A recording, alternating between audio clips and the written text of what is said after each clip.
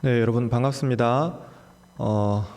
여러분들 얼굴 다시 보니까 좋네요. 매주 한 주 한 주가 참 새로운 것 같아요. 한 주 한 주 그 다음 주에 무슨 일이 벌어질지 알지 못하니까 참 여러분들 만나는 게 굉장히 귀하다는 생각이 듭니다. 옆 친구를 이렇게 한번 축복해 줄까요? 너 참 귀하다. 네, 이런 기회에 이제 선배한테 반말하지 마시고 참 귀합니다. 한 번 더 인사해 볼까요? 우리 언니 오빠들에게 다 한 번씩 인사해 봅시다. 참 당신 귀합니다. 네, 여러분 모두가 다 귀합니다. 너무너무 아름답고 또 빛나고 젊고 건강하고 가장 예쁘고 멋질 때예요. 그때의 그 젊음을 정말 하나님께 드린다면은 여러분들의 삶이 하나님 안에서 얼마나 더 아름다워질지, 여러분들의 기도하는 것보다, 우리 좀 이따 또 찬양하겠지만은 언제나 하나님은 우리의 기도하는 것보다 더 응답하세요. 언제나 내가 생각하는 그것보다, 상상하는 그것보다 더 좋은 것을 주십니다. 내가 하나님 이거밖에 없어요? 라고 하나님께 참 투덜거릴 그때에도 나에게 주어진 그것이 정말 나에게 가장 베스트의 것이라는 그것을 인정할 수 있는 믿음이 있어야 돼요. 오늘 말씀은 하나님 이 우리의 환난 날에, 참 어려운 날에 피할 산성이 되시고 바위가 되시고 피난처가 되시고 이것을 노래하는 시입니다. 환난이라고 했을 때 일전에 참 어려운 말인데, 환난은 이 원어에서는 좁아지는 길이라고 해요. 그냥 좁아지는 길, 뭐 길이 좁네, 1차선 있네, 이런 이야기가 아니라 사람이 지나가지도 못할 정도로 굉장히 좌우가 이렇게 좁아져 버리는 그런 상황인 것입니다. 선택지가 없어져 버리는 거죠. 그래서 우리 세대도 다음 선택지가 없으니까 그 다음에 내가 뭘 해야 될지, 어디로 가야 될지 참 알지 못하니까 막막한 것이죠. 가장 비참한 건 뭘까요? 내가 갈 데도 없고 나더러 오라는 데도 없는 것입니다. 여러분은 아직까지 갈 데가 있죠. 그리고 우리는 아직까지 가고 싶은 곳에 갈 수 있고, 그리고 여러분 보고 야 같이 놀자, 아니면 와서 좀 일 좀 해주세요, 부르는 데가 있잖아요. 그런데 환난은 무엇이냐면은 그 선택지가 다 사라져 버리는 거예요. 좁아지는 겁니다. 길이 없어지는 거예요. 저 골목으로 어떻게 들어가요? 못 들어가는 거 아니에요? 라고 할 정도로 우리 인생에서의 선택지가, 나를 부르는 곳이, 내가 갈 수 있는 곳이, 어떤 직장의, 학교의, 결혼의, 미래의 이 모든 것들이 다 좁아지거나 없어져 버리는 겁니다. 다윗에게 선택지는 뭐가 있었을까요? 이 사울이 자기를 죽이겠다고 칼 들고 막 미쳐 날뛸 때, 그때 다윗에게 선택지는 광야로 도망가는 것 말고는 선택지가 없었어요. 어떻게 보면 굉장히 힘든 상황이죠. 그때 다윗은 자기의 처지를 가리켜서 나는 환난 날에, 그렇게 이야기해요. 하나님을 의지합니다라고 할 때 길이 좁아져 버리고 선택지가 없어지고 도망가는 것 이외에는 내가 할 수 있는 일이 없을 때, 내가 사람들을 피해서 숨어 있을 수밖에 없는 그때에 하나님이 나의 도움이 되신다고 이야기합니다. 2절에는 땅이 흔들리고 산이 흔들리고 바다가 변하고 요동치고 믿을 만한 모든 것들이 다 이렇게 흔들리는 것을 이야기해요. 우리의 믿을 만한 건 뭘까요? 그렇죠. 주식도 코인도 믿을 수 없죠. 어젯밤에 이랬다가 오늘 아침에 또 이랬다가 이렇게 널뛰게 하는 그런 걸 생각해 보세요. 그러면은 우리가 정말 이 땅에서 무엇을 믿을만 하겠냐는 거예요. 시대가 점점 더 빨라지고 있잖아요. 내가 이걸 하기 위해 가지고 이렇게 몇 년을 공들여서 공부해 버렸는데 그 직업이 없어져 버렸다든지, 아니면은 그게 정말 쓸모없는 자격증이 돼 버렸다든지, 남들이 봤을 때 야 너 그거 왜 공부했냐? 라고 할 정도로 굉장히 쓸모없는 것이 되어버렸을 때 우리는 믿고 있던 그것을 잃어버리는 거예요. 내가 저 사람 줄에 서면은 좀 잘 될 수 있겠지, 저 사람이 나 끌어줄 수 있겠지, 저분이 나 끌어주실 수 있겠지 라는 생각을 가지고 따라갔는데 그분이 어느 순간 내 인생에서 없어져 버리면은, 그러면 우리에게는 땅이 흔들리고 산이 흔들리고 바다가 요동치는 그런 체험이 될 거라는 거예요.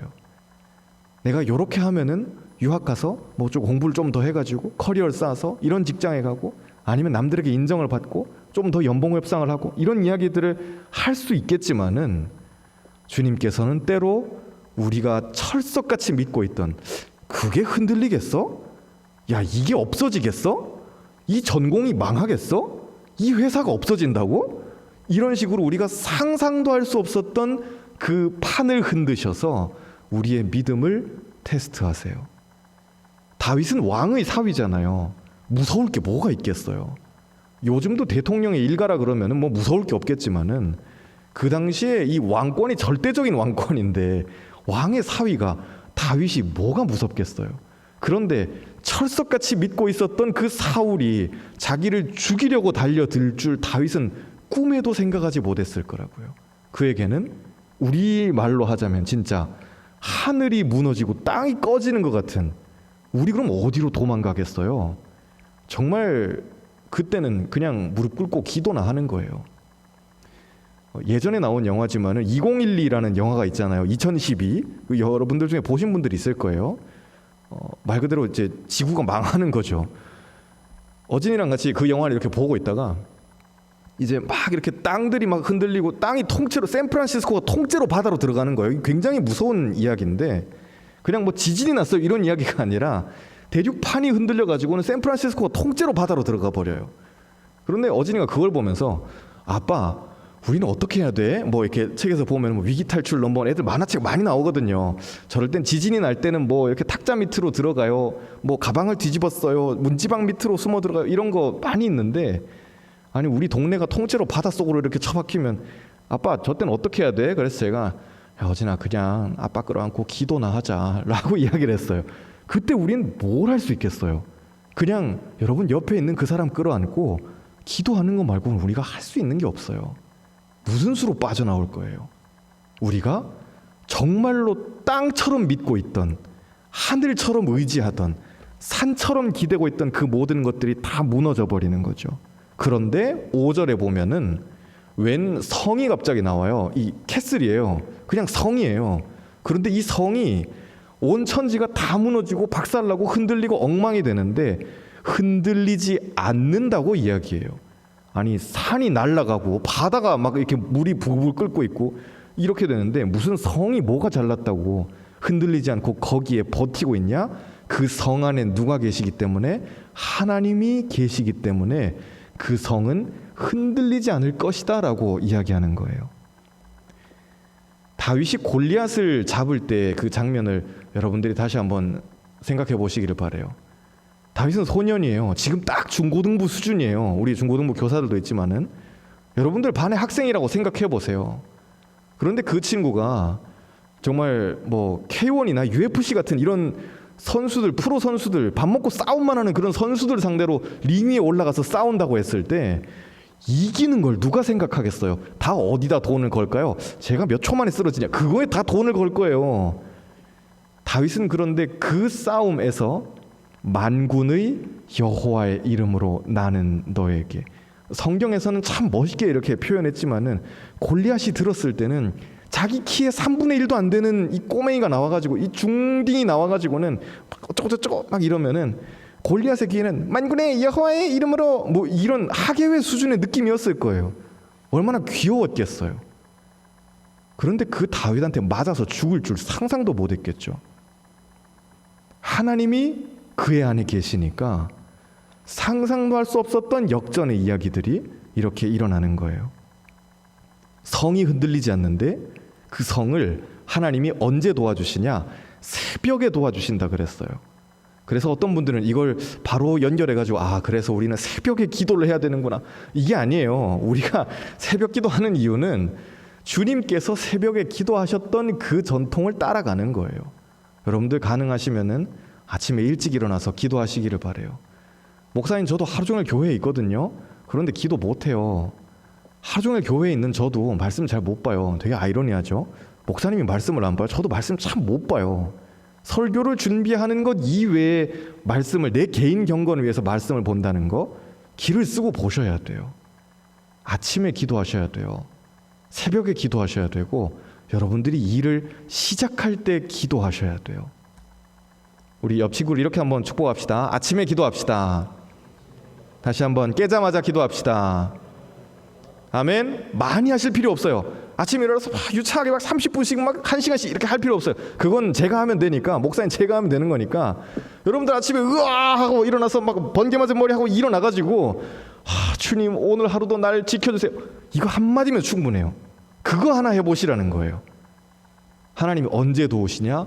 새벽에 도우세요. 원어에서는 해 뜰 때, 동틀 때 하나님이 하루의 처음 시작에 도와주신다고 이야기해요. 새벽은, 성경에서 새벽은 굉장히 많은 이 기적의 역사가 일어난 시간이에요. 홍해가 언제 갈라졌냐? 새벽에 갈라졌어요. 아침에 사람들이 저녁 밤늦게 자고 있는데 하나님께서 밤새도록 바람을 보내셨다 그랬어요.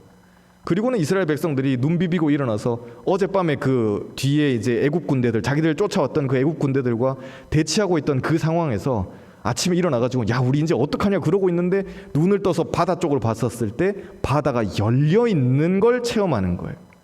백성들은 뭘 했나요? 잘 잔 거예요. 잘 잔 거 말고 그들은 한 일이 없어요. 하나님께서 새벽에 바다를 여셨어요.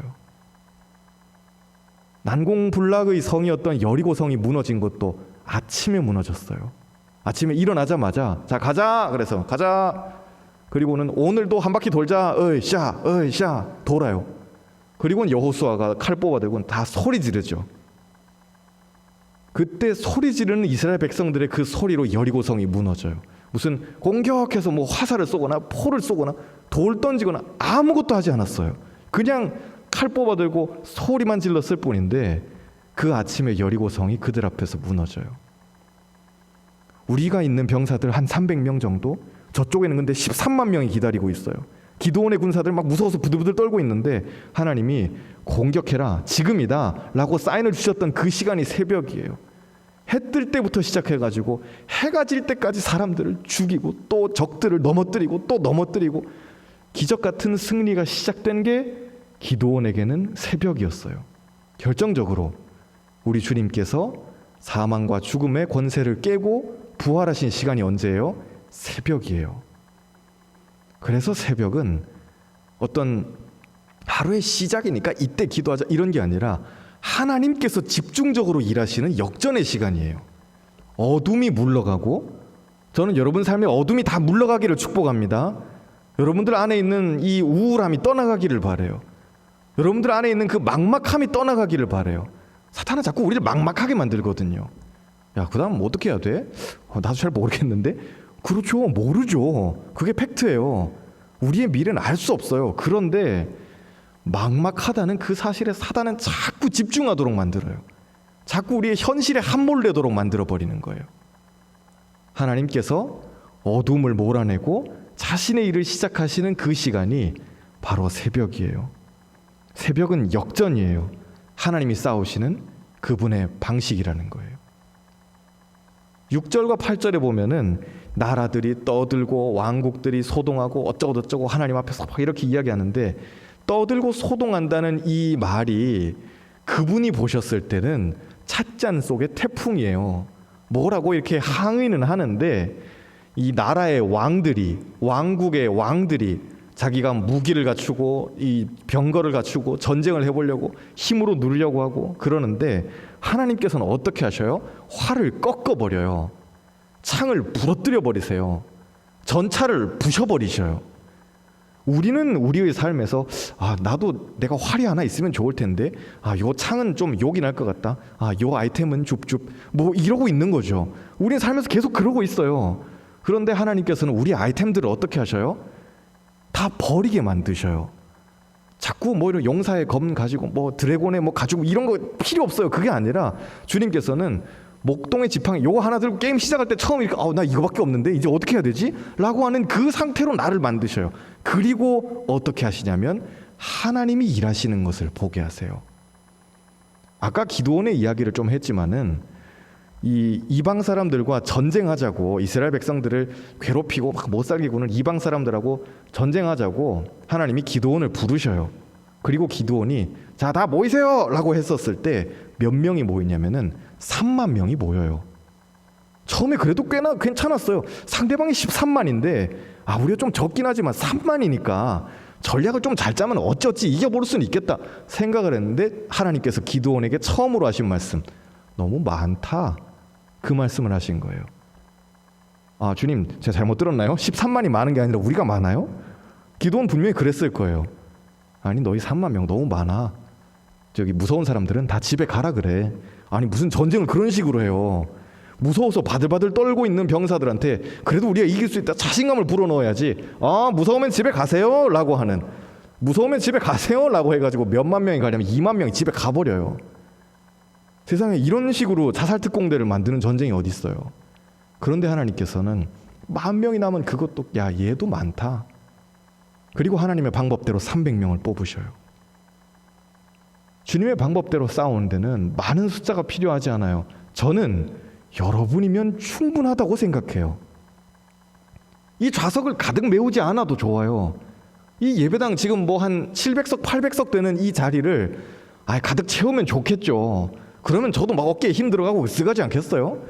그런데 신당중앙교회의 역사를 바꾸는 데는 여러분이면 충분하니까 지금 여러분들이 그 자리에 앉아 계시는 거예요.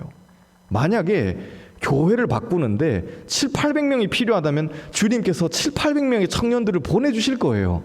좌석을 바글바글 채우겠죠. 얼마나 좋겠어요. 찬양팀도 ABC 팀으로 움직이고, 야, 되게 규리가 어깨에 힘이 많이 들어가겠죠. 찬양팀 ABC 팀이 움직이면 얼마나 멋있겠어요. 오디션 막 보고, 야, 그럼 기타도 그렇고 오디션 보고 막 떨어뜨리고, 상상도 할 수 없는 일이죠. 그런데 주님께서는 그렇게 일하시지 않는다는 거예요. 여러분이면 충분해요. 그렇기 때문에 지금 여러분이 그 자리에 앉아 계시는 거예요. 하나님은 세상 나라의 왕들이 칼을 쓰고 활을 쓰고 방패를 준비하고 전차를 준비하고 다 이런 것들을 하나님께서 꺾어버리고 무력하게 만들어 버리세요. 그러면서 9절, 너희는 가만히 있어. 우리가 하나님을 알기 위해서 가장 좋은 방법은 무엇이냐면은 가만히 있는 거예요. 일하지 않는 거예요. 내려놓는 거예요. 그때 우리는 가장 하나님의 하나님 되심을 알 수 있어요.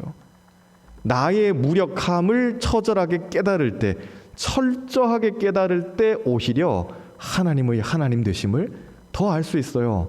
나의 한계에 부닥쳐 봤을 때, 야, 이거 내가 해서 되는 게 아닌 것 같은데? 를 알았을 때, 그때 야, 하나님이 이런 식으로 일을 하시는구나 라는 것이 그때부터 눈에 들어오기 시작해요. 안 그러면 계속 내가 뭔가를 좀 이거 왜 이렇게 열심히 했는데 안 되지? 그렇죠. 교회 일만큼 인풋 대비 아웃풋이 적게 나오는 이런 것도 없어요. 교회가 비즈니스였으면 우린 다 망했어요. 벌써 교회가 장사 같으면 이런 사업은 접어야 돼요. 여러분, 청년부가 사업이다? 이런 사업 진작 저 같았으면 그만뒀어요. 안 해요. 그런데 주님께서는 가만히 있을 때, 우리가 무력할 때, 우리가 힘들 때, 우리가 넘어져 있을 때, 우리가 자포자기 주님 그만둬야 되나요? 이럴 때 그때 일하기 시작하셔요. 그럼 사역은 왜 해야 되는 거죠? 어차피 뭐 하나님 다 하시는 것 같은데, 그럼 뭐 목사님도 필요 없고 뭐 그 임원들도 필요 없고 찬양팀도 안 해도 되는 거 아닌가요? 뭐 집사님들, 권사님들, 뭐 장로님들 다 필요 없는 거 아니에요? 아니에요. 일렬에서 보라는 거예요. 우리 찬양팀 할렐루야, 일렬에서 보라는 거예요. 하나님의 일하시는 것을 제일 앞자리에서 볼 수 있는 기회예요. 목사는 가장 앞자리에서 봐요. 장로는 목사랑 같은 선에 서서 봐요. 집사도 권사도 적어도 S석에 앉아서 하나님의 일하시는 것을 보는 거예요. 11절, 야곱의 하나님은 우리의 피난처시다라고 다윗이 그렇게 노래하죠. 이 전쟁의 날에 정말 기가 막힌 피난처, 기가 막힌 요새, 정말 숨어 있을 수 있을 만한 단단한 이 요새다라는 것을 그렇게 다윗이 노래하고 있어요. 근데 좀 생뚱맞죠? 오늘 우리가 시편 46편을 읽은 이유가 무엇인지, 이 지금 우리한테 무슨 의미가 있는 거예요? 라고 물어볼 수 있을 텐데, 준비한 화면이 하나 있습니다. 이제 지금부터 화면 하나 볼게요. 오늘이 무슨 날이냐면은 종교개혁 504주년 기념주일이에요. 우리 교단에서만 지키는 것이 아니라 아마 전 세계에 있는 이 프로테스탄트 개신교회들이 개신교 그러면 많아요. 우리는 장로교요. 여러분 장로교인이에요. 그거 아셔야 돼요. 대한예수교 장로회니까 장로교, 뭐 침례교, 감리교, 순복음, 뭐 다른 많은 교파들이 있는데 다 아울러 가지고 우리의 형제들이 오늘 뭐 하는 날이냐면은 마틴 루터가 처음으로 로마 카톨릭에 저항해 가지고 뛰쳐나왔던 그것을 기념하는 504주년 기념주일이에요. 다음 화면 볼게요. 개혁의 시발점은 뭐였냐면 처음 시작점은 뭐였냐면은 이 가톨릭 교회가 면죄부를 팔기 시작한 그때부터였었어요. 그래서 중세 교회는 자신들의 죄를 용서받는 것에 대해서 굉장히 민감했거든요. 우리 같으면은 교회 나와가지고 하나님 잘못했어요. 제가 어쩌고 혼자 이렇게 하면 용서받고 이게 굉장히 쉽게 생각하는데 중세에서 죄를 용서받는 건 꼭 사제에게 이야기를 해야만 용서받는다고 들었어요. 사제가 대신 빌어주는 거예요. 여러분들 죄 짓고 난 다음에 만약에 중세시대에 태어났으면 다 저한테 와가지고 이렇게 고민 상담 다 하고 그 다음에 제가 너의 죄를 사하노라 이거 해야지 이제 가벼운 마음으로 집에 가는 거예요. 안 그러면 지옥 가요, 여러분. 죄가 남아있으니까요. 중세시대 때 생각이 그랬다는 거예요. 그럼 이들에게 의문이 있죠. 죄 용서를 우리 할아버지는 깔끔하게 청소를 하고 가셨을까? 우리 할머니는 죽기 전에 사제에게 이렇게 이야기하고 가셨을까? 그거에 대해서 좀 찜찜해하는 사람들이 있었어요. 그걸 굉장히 교묘하게 파고들어서 면죄부를 발급해요. 유명한 구호예요. 라틴어 구호인데 나름대로 캐치프레이즈도 있어요.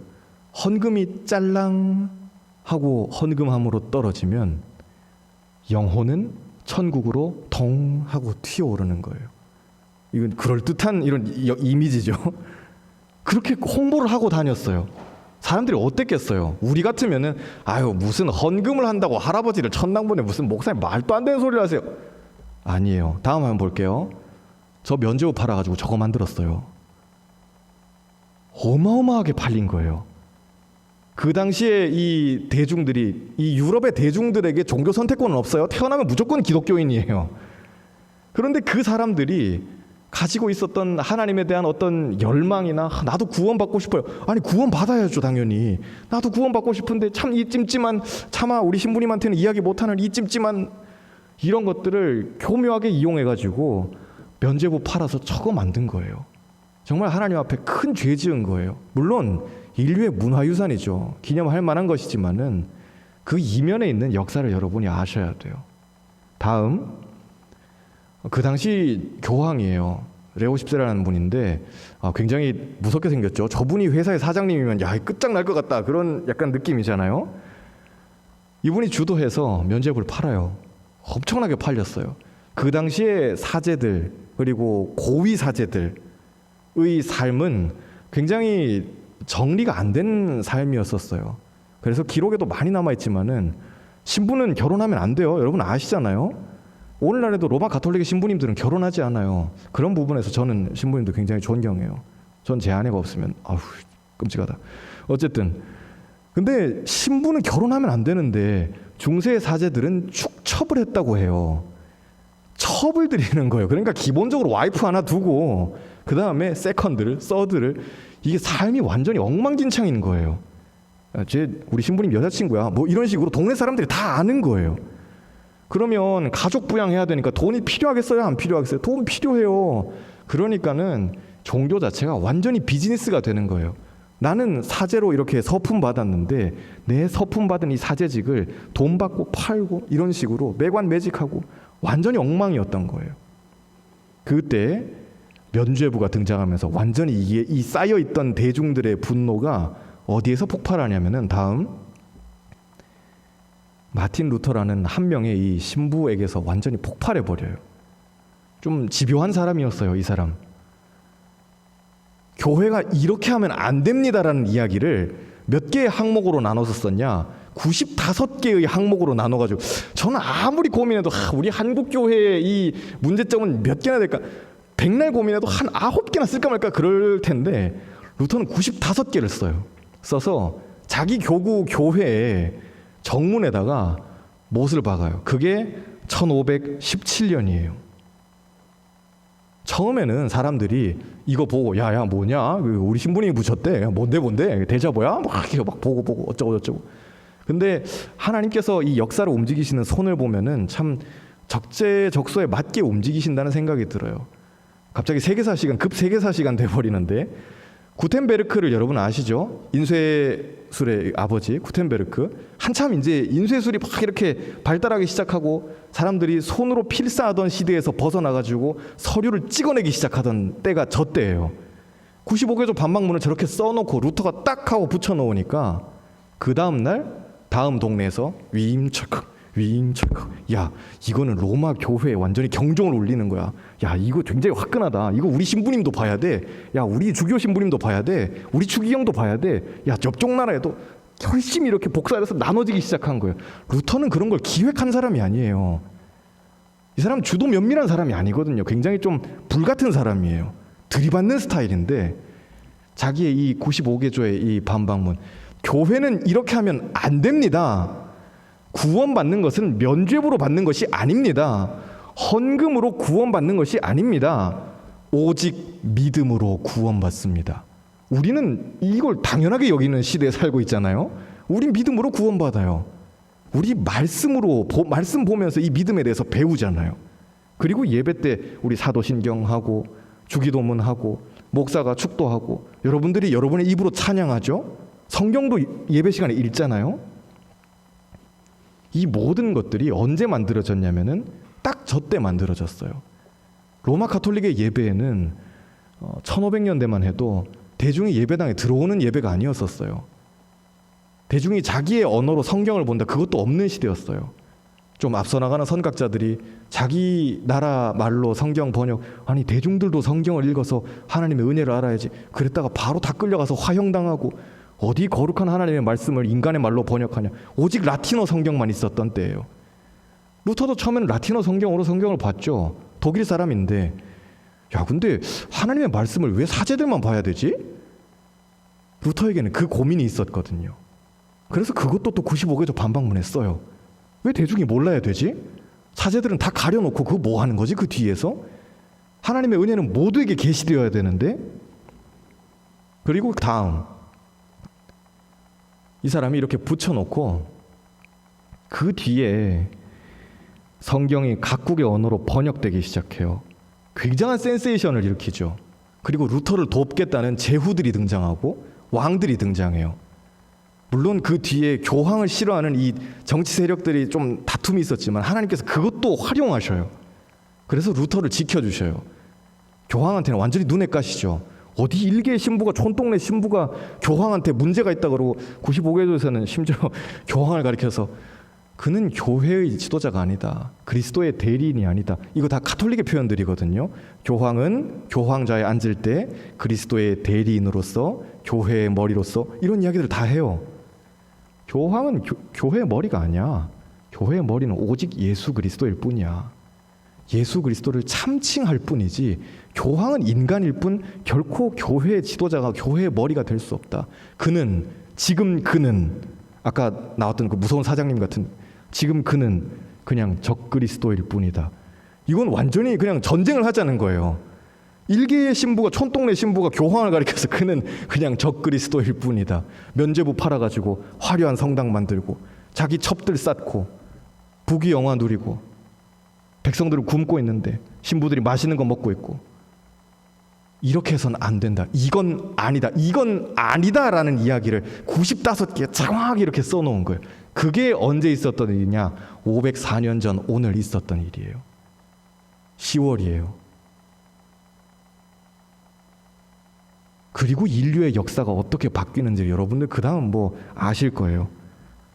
그 전까지는 하나님 나라의 영역은 뭐 오로지 신부님들 안에만, 교회 안에만 그랬었는데 루터의 뒤를 이어서 칼뱅이나 이런 사람들이 등장하면서 정치도 하나님의 영역이 될 수 있다. 우리가 돈 버는 것도 하나님의 뜻이다. 열심히 일해서 돈 벌고 그 돈으로 또 하나님 나라를 위해서 쓰고, 우리는 지금 오늘날 너무 당연하게 생각하고 있는 헌금 들여서 이 헌금으로 가난한 사람들 돕고 또 교회가 필요한 일들을 하고, 이거 우리는 너무나 당연하게 생각하고 누리고 있는 것들인데 저분들은 그것을 목숨을 걸고 외쳤어야 했어요. 루터도 칼뱅도 우리가 알고 있는 츠빙글리나 멜랑이톤, 후스 이런 사람들 다 죽을 때까지 암살 위협에 시달렸고 그 중에 몇몇은 목숨으로 값을 대신했어요. 그때 루터가 붙들었던 말씀이 오늘 말씀이에요. 하나님은 나의 피난처시다. 땅이 흔들리고 바다가 부글부글 끓고 산들이 무너지고 믿을 만한 모든 것들이 다 나를 잡아먹겠다고 그렇게 달려들 때, 온 세상이 엉망이 될 때 하나님은 나의 피난처가 되신다. 그래서 이 시편 46편의 말씀을 붙들고 루터가 썼던 찬송가가 우리 예배 전에 우리 잠깐 들었던, 예배 후에도 잠깐 틀어줄 거예요. 내 주는 강한 성이요. 이거예요. 내 주님은 강한 성입니다. 가사는 원문 가사는 그래요. 내 주님은 강한 성입니다. 방패이십니다. 그분은 무기가 되십니다. 나의 산성이 되십니다. 나의 적들이 루터를 싫어하고 박해하고 야, 너 그 헛소리 그만해라 라고 이야기하는 그 많은 사람들이 나를 공격하고 하는데도 불구하고 나는 두려워하지 않을 것입니다. 마지막에 4절에 보면 그런 이야기가 있어요. 친척을 잃고, 찬송가에 보면 친척을 잃고 명예를 잃고 재물을 잃고 생명까지 잃어도 진리는 살아서 그 나라 영원하리라. 하나님께서 한 사람에게 이 성령으로 기름 부어주셨을 때 한 사람이면 충분해요. 저는 여러분 한 사람이면은 역사를 바꾸는 거 그거 쉽다고 생각해요. 나는 그냥 나를 돌아봤을 때 아유 목사님 무슨 역사를 바꿔요. 전 뭐 이렇게 제 인생 제 앞가림도 못하는데 무슨 역사를 바꾸나요. 그럴 수 있는데 주님께서 한 사람에게 기름 부으셨을 때 그 사람이 어떤 일을 할 수 있는지 오늘 우리는 504번째 또 기념하는 주일인 거예요. 루터는 그렇게 대단한 사람이 아니었어요. 평범한 그냥 신부였잖아요. 동네 신부님이에요. 저 같은 그냥 동네 목사님이에요.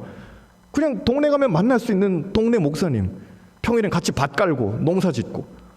그랬던 그가 이렇게 쓰임 받을 줄 누가 알았겠어요. 우리 마지막으로 옆에 있는 분 한 번 더 축복합시다. 당신이면 충분합니다. 여러분 한 사람이면 충분합니다. 하나님의 일을 이루기에 충분해요. 전혀 부족하지 않아요.